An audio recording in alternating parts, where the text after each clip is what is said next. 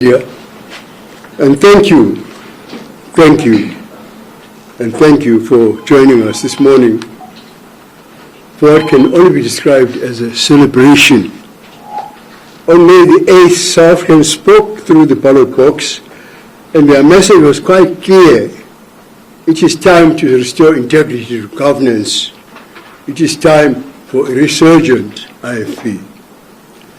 On behalf of the Inkatha Freedom Party and all our leaders, I would like to thank the electorate for supporting the IFP in this election. Our partnership of trust has been proven again.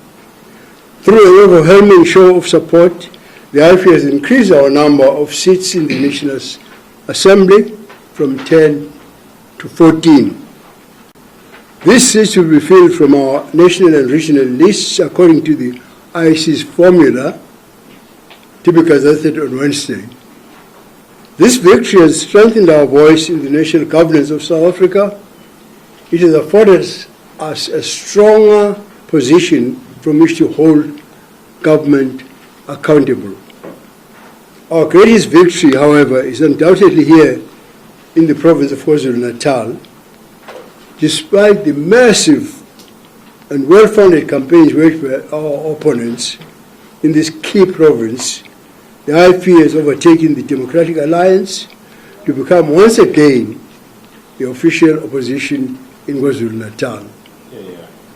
It was a clear win, placing the IFP in a position to challenge the ruling party in KwaZulu-Natal.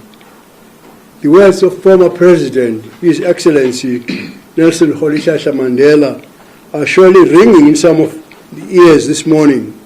Quote, "He is a formidable survivor. Cannot ignore him." I know, however, that the IFP's electoral success is based on more than just Buthelezi. Those who like to suggest that I was a one-man show have been put to shame by this election. I have said many times, ladies and gentlemen, that the IFP is blessed with a strong leadership team. We have incredible men and women leading in this party. These leaders, most particularly our Secretary General, worked tirelessly throughout this election campaign.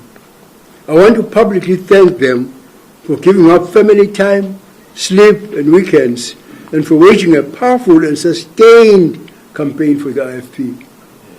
Our message reached the electorate and it was well received. The electoral result has shown the wisdom of our party in approaching a leadership transition with prudence and judiciousness, not hurrying to the end result, but taking our membership step by step along the journey. It is evident that the IFP's rank and file are comfortable with our transition and have embraced the leaders who will take the IFP into its next chapter. So I think a question has been answered, ladies and gentlemen. Yes, the IFP will survive without Buthelezi. Far more than that, the IFP is back. You all know, ladies and gentlemen, that I'm a Christian. I'm well aware of the source of the strength we experience as the IFP leadership. I cannot but thank the Lord for guiding us, giving us wisdom, sustaining our strength, and keeping us safe as we travel the length and breadth of this country. Despite a few car accidents and many bouts of flu, our leadership came through this campaign in good health. All things considered, that is no mean feat. On a personal note, I and my family are tremendously grateful both to the Lord and to my team in the IFP for the support we received following the loss of my wife, Princess Irene. It was painful to face this terrible loss, but coming as it did in the midst of an election campaign, I could only be grateful that we do indeed have such a strong team to carry the load. Knowing what our team is capable of and seeing this proven through an election, I'm eager to see what the IFP will achieve in the 6th Parliament and in the coming KwaZulu-Natal legislature. Ladies and gentlemen, please don't write us off in the Gauteng legislature either because of our one-man team. our voice is strong because it is backed by South Africans. I think I can be forgiven for borrowing that tried phrase, watch the space. Great things are coming. Regarding the sixth parliament, I would address a frustrating rumor started by Mr. Bongani Hans and taken up on social media. For Mr. Hans and I and the IFP are, of course, favorite Bitnoy. Just days before the election, Mr. Hans came up with the notion that I've done about 10 on my decision to retire. And this is nonsense. I've very publicly and very clearly indicated what will happen and when it will happen and how it will happen. So there's no surprise whatsoever that I'm returning to Cape Town next week to be sworn in as a member of parliament. Until the IFP holds its national elective conference, I'm still the president of the IFP, and I must fulfill the responsibilities of that position. Let me repeat again, ladies and gentlemen, for the sake of people like Mr. Hans and Mr. Chris Mackay, that I will not stand for re-election at the IFP's next elective conference, and that the next elective conference will be held as soon as practically possible. I have not nominated a successor, Mr. Chris Mackay, and I will not nominate a successor, Mr. Chris Mackay, because this is not how it works. The IFP is a democratic party with a constitution and rules of procedure. Our leaders are elected by the rank and file of our members through their delegated representatives at a national conference. Through an extended National Council in October 2017, our structures unanimously nominated our Secretary General to stand for election for the position of President. I did not put his name forward myself, nor did I engage the debate on who should stand, but I was pleased to support the decision of our extended National Council. As we move forward as a party, we are seeing increased strength, unity, and support. The election results bear witness to this fact. I'm confident that the IFP will deliver on the mandate we have been given by the electorate of South Africa. We take very seriously the trust we have placed in our leaders. Already a performance monitoring system is being finalized, and all our leaders will be required to sign pledges to the party and to their constituents. We will hold all our leaders accountable to serve with integrity and excellence. Our work is now is built on this electoral success as we prepare for 2021 local government elections and for the 2024 national and provincial elections. Ladies and gentlemen, thank you, because the electorate would never have known what our message was, but clearly I think the credit goes to you, because clearly you conveyed our message as the media honestly. Otherwise we would not have received the results that we got if we did not. I don't say that everyone did so, but, but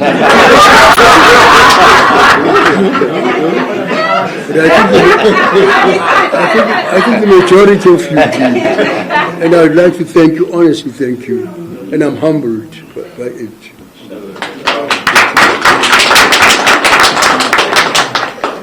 Thank you very much. And on that pleasant note, thank you very much, Your Excellency. I think that your message is loud and clear and is an expression of the feelings of the party after a very successful election result backed up by a very grueling campaign which has been in the offing for a long time. As indicated, His Excellency is with the Deputy President, the Deputy National Chairman on the far end, who is also the chairperson of the Daily Management Committee, which runs the election operations on the daily. Then on the left-hand side is the Secretary General, who was our premier candidate in KwaZulu-Natal. and next to him is the Treasurer General, but for the purposes of these elections was the Chairperson of the National Campaign Committee, and there's the National Chair, the Chair of the Women's Brigade, Deputy Secretary General, and members of the MEC who are here. I will take this opportunity to take questions and really encourage that you take questions so we can really clarify some of the issues and some of your colleagues today. So if there are questions, Mrs. Ayanda, we'll start with you and then move in. Okay, Ayanda, Zianda, of knowledge. Yeah. Okay, thank you very much. I'm from the SABC. Mine is just two questions. My first one would be, looking at your results, you're very pleased with them, but what would be your comment, Shenge, on in terms of the turnout? Some of the areas that received the lowest turnout, which the IEC included areas like Nongoma, Ulundi, Pongolo. Are you concerned that people in those areas, which happens to be the areas where the IFP is quite strong, that people in those areas didn't go out to vote? Didn't vote. The turnout was low in Nongo. The turnout was low in Nongo, Ulundi, and Pongo. Yes, in fact, I was disappointed, in fact, because I think that is a reflection, in fact, that we didn't really put our shoulder. The leaders in Nongoma didn't put their shoulder to the wheel. And I think that really, I'm ashamed of the fact that in Nongoma, of all places, that the people did not support us. I wouldn't say they didn't support us, but it's actually the fault of our own IFP leaders in Nongoma.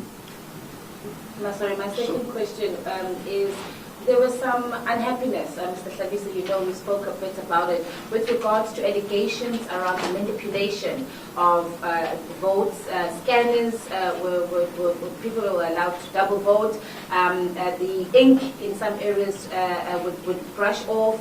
Are you going to take any of the issues around the processes and the IEC processes up as a party? A lot of the other smaller parties were quite upset and raised issues with the IEC. Having reflected now on the election process itself, are there any things that you want to possibly challenge as a party? What do I say about what the smaller parties are saying? On the issue of the removable ink, the scanner, the issues. Yes, actually we share many sentiments that were expressed by smaller parties. You know that actually I've always been, from 1994, I was always seen as a spoiler, because I've always been very candid about the fact that we have never really had a free and fair election in South Africa. I don't think so. Even if my party didn't do badly, but I still say it was not a fair and fair election. And I totally agree with the smaller parties about the shenanigans that took place, because even our chairperson of the Women's Brigade here found me quite worried about the fact that, her what you call the ink was already off, immediately it was put on, and many other complaints of that kind. So actually, I always say, remember my conversation with the Secretary of the Organization for African Unity, Dr. Salim, Ahmed Salim. I said to you, Your Excellency, do you think in Africa we've ever had any fair, free election in Africa? So he just guffawed, well, if it's credible.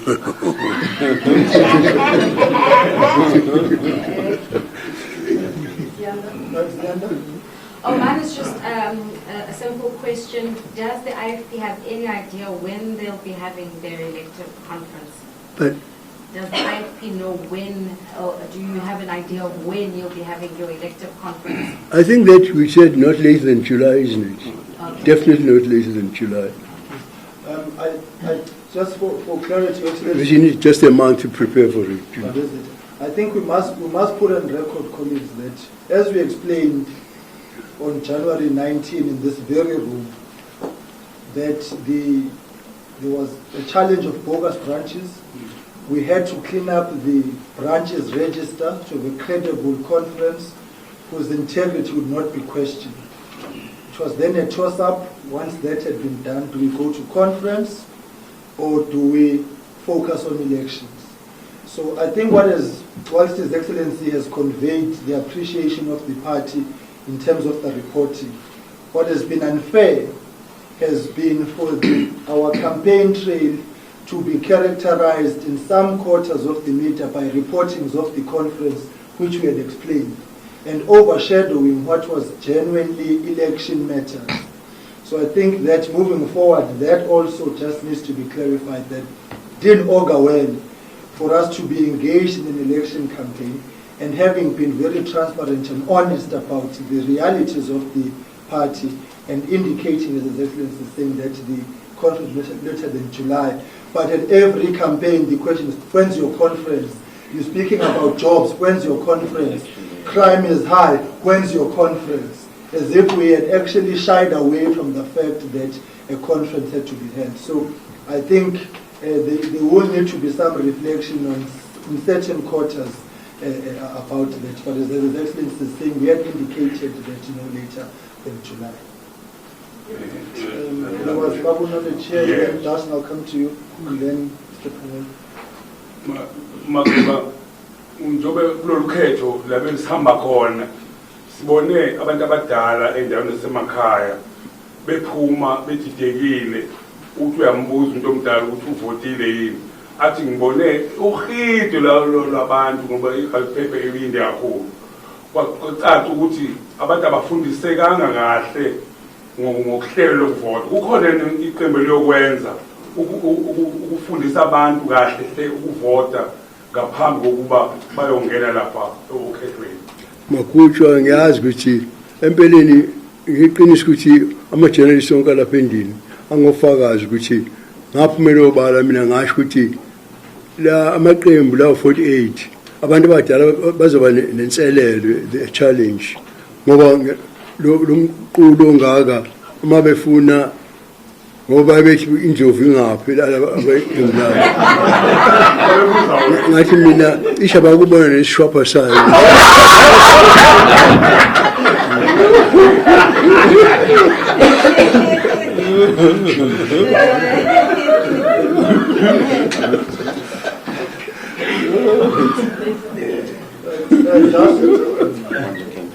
But maybe if I can just ask the SG on the issue of the voter education, if you can just... Yes, please.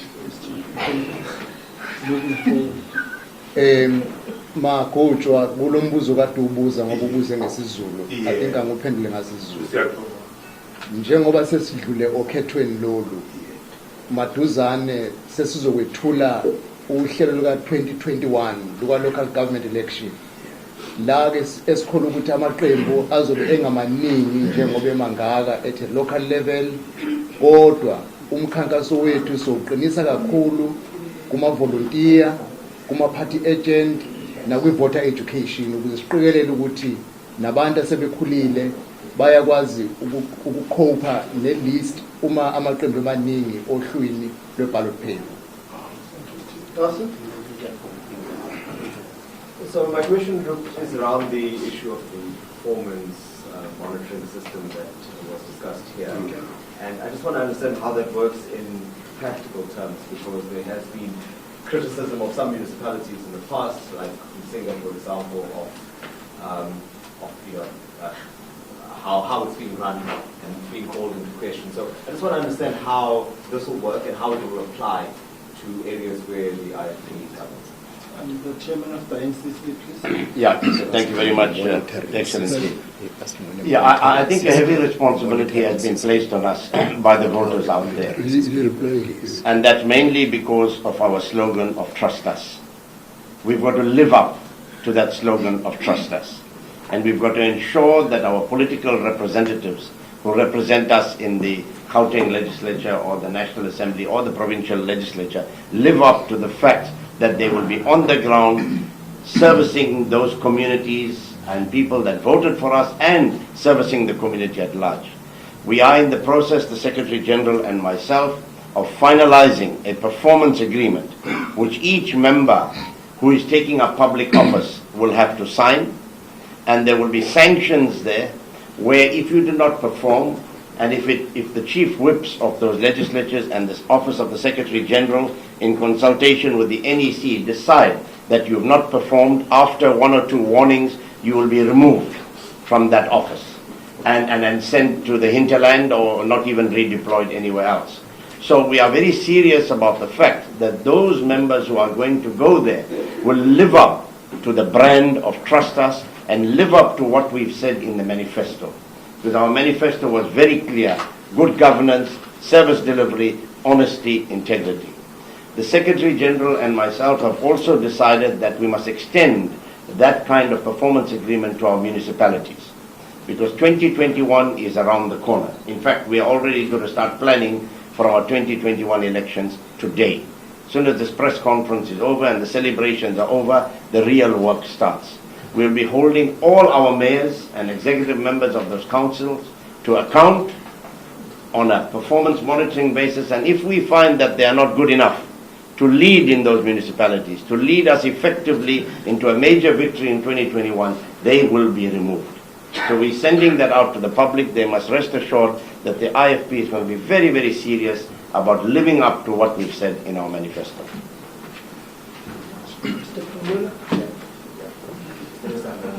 No, this question is answered for the role of Umbrana after the conference.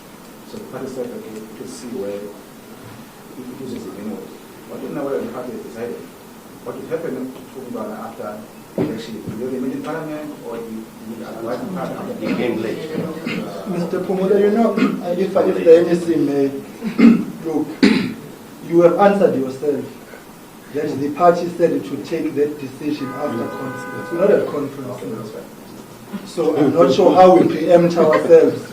And in the remarks today, His Excellency has been very clear that it is the National General Conference that takes decisions about leadership and roles and functions of any individual. We as the NEC can't now preempt the conference. So I think let's be consistent in the issues and in how we deal with them. I do want to just place for the record, guys, don't cause a stir. Yeah. There's no stir, there's no problems, there's no troubles. His Excellency is managing a transition. He was very upfront in this very room, right here, on more than one occasion, that if he had it his way, he would have stepped down. But at the request and behest of the structures, particularly branches, he's managing a transition. That's why there's stability and no problem. All these other rumors are the machinations of people who don't have our best interests at heart. So there's no crisis. Things are in order. There's no problem. Right. Mark.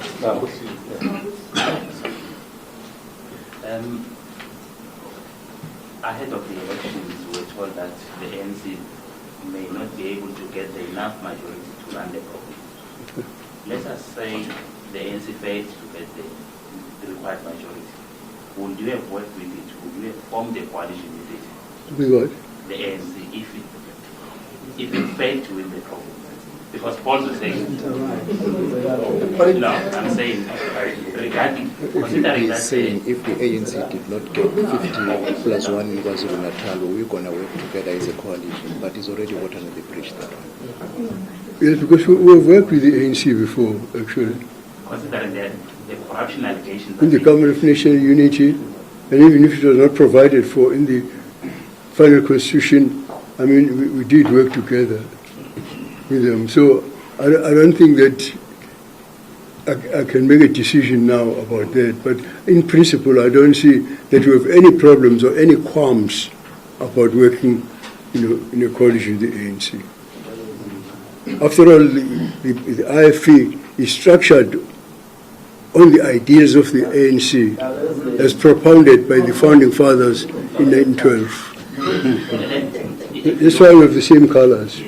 Okay, if you look at the corruption allegations against them, But- would you have worked with them? But Look at the Zondo Commission, the revelations there. Would you have been compatible to work with them? even though there are these allegations against. Certainly not comfortable. I wouldn't have been comfortable. But that doesn't mean to say that the party, as the party, would not consider it. But I would not really say I'm comfortable, because the rot that is coming out of the Zondo Commission actually, stinks out to God in heaven. In fact.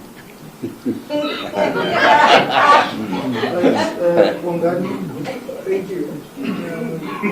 Ahead, just prior to the elections, we've seen that the IFP is experiencing setbacks during the by-elections, especially in the northern areas, also as well in Freiheit. I'm sure the parties are aware of some of the issues that resulted to that. Is the party doing something to resolve those issues? For example, in Freiheit, we witnessed community protests, and as a result, the party lost the ward there. This is just one example, but the party lost a few other by-elections as well. Just before the elections, and if you check, even now during the elections, the party support decreased in those like Freiheit and those areas where you lost by-elections. The party doing something to regain support in those areas. If you say few, you create big. You say we've won a lot and maybe had a few losses, as any party would. And there were protests in Durban here as well, by the way, non-IFP run, but I will ask the Secretary General to respond to that issue of by-elections. Obviously, we will be doing a thorough analysis today after this media briefing of the results per municipality and per ward, so that we could see the areas that we need to zoom in immediately and discover what has been the cause of a low turnout in areas which are our strong base. But we are also be getting ready as from today for the by-elections that is sitting in June and July. But if you talk of what happened in Abakulusi, I'm sure the media is aware the attempt that had been done to buy the councillors in order to pass a vote of no confidence to the IFP-led municipality in Abakulusi. There were people who were arrested from a well-known political party for trying to bribe the councillors, and even on the election day in the last ward in Abakulusi, Ward 21, there was a lot of exchange of money buying the voters, but we are going to arrest also that one because we know the trick they are doing to bribe the voters. Ndumeni as well? No, Ndumeni, you know the setup of Ndumeni. The government, first of all, introduced the administrator to ensure that they frustrate every process in an IFP, then-led municipality, and the outcome was definitely engineered to what it actually became. I mean, I would imagine, Bongani, that you should be asking a far bigger question, that the economic hub of KwaZulu-Natal, Durban, is in crisis. Then why they're not instituting a Section 139 right here where we are? The city has come to a grinding halt. Oh, well, I will direct that to the ANC. I will actually direct that to the ANC, briefing. Well, if I told the ANC briefing, I will also ask about Maritzburg because they protested today. So it's not synonymous with us, but the issue is the provincial government reckless interventions of Section 139 to frustrate IFP-run municipalities is a lived reality. It's not something which is out of this world. We're experiencing it on the daily. The biggest hurdle here for us is KwaZulu-Natal, which is hell-bent on doing everything on their powers to frustrate us.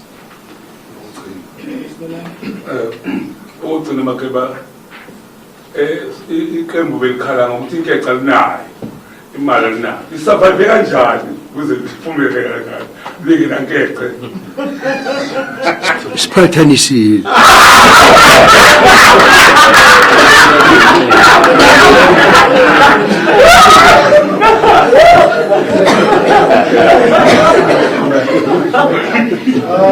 Colleagues, if there are any other questions? But I think Your Excellency and honorable members of the NEC, that was the last question. We would like to thank His Excellency and the NEC for coming through to have this interaction and to thank the South African people and South African voters for voting in general, but specifically for voting correctly by voting for the IFP. I do want to conclude by, I know His Excellency was very humble in his remarks and thanked everybody else. I would like to take this opportunity to thank His Excellency for his hard work, for marshalling the forces, getting the ducks in a row, for pulling this campaign even in the face of great personal tragedy, but carrying all of us in the service of the people. And I know that, Your Excellency, when we requested you in January to hang on just a bit longer, we invited undue criticism, undue vilification by your so-called analysts, your so-called, and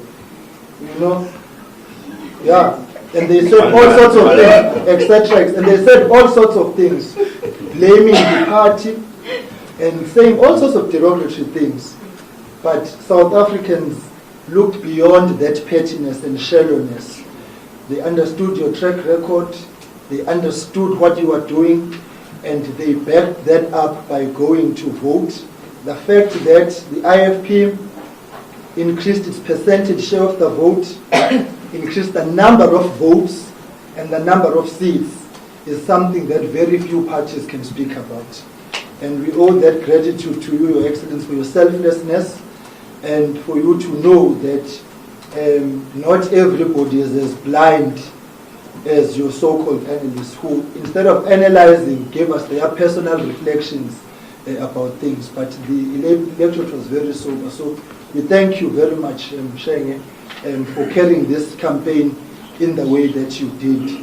It was an inspiration to all of us, and I'm sure that sitting back on reflection, you recognize that all that input was not in vain, because you've managed to give the South African people a voice in the National Assembly, a voice of reason, which will continue to carry them. So the analysts must go back and reflect on their shallowness on this. I really don't think it's fair. I must put it on record. His Excellency never asked to lead this campaign. We did. Yeah. It was the structures. So if you've got an issue, if you've got a quarrel, whatever that you have, don't direct it at him. Come to us and we'll explain.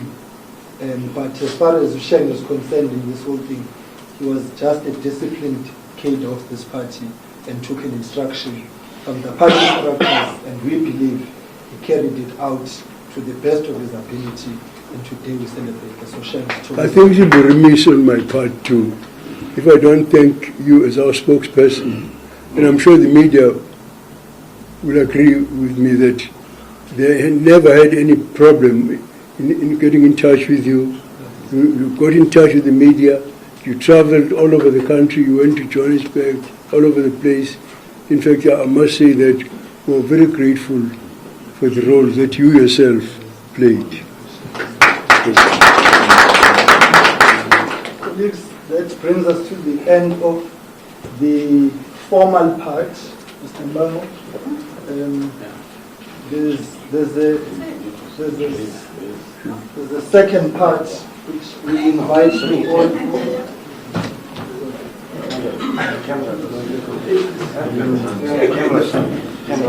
So, only 3 bottles of... There's some green bottles there. There's some green bottles there.